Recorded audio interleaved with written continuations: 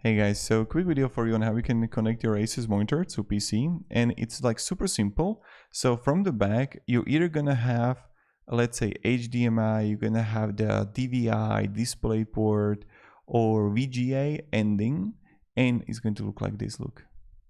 So it's going to look like this.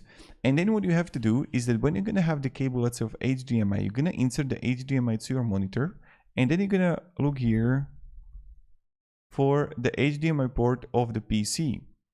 So you want to connect it to your graphics card, not to your motherboard. So you're gonna have HDMI port to your PC, you're gonna connect it there.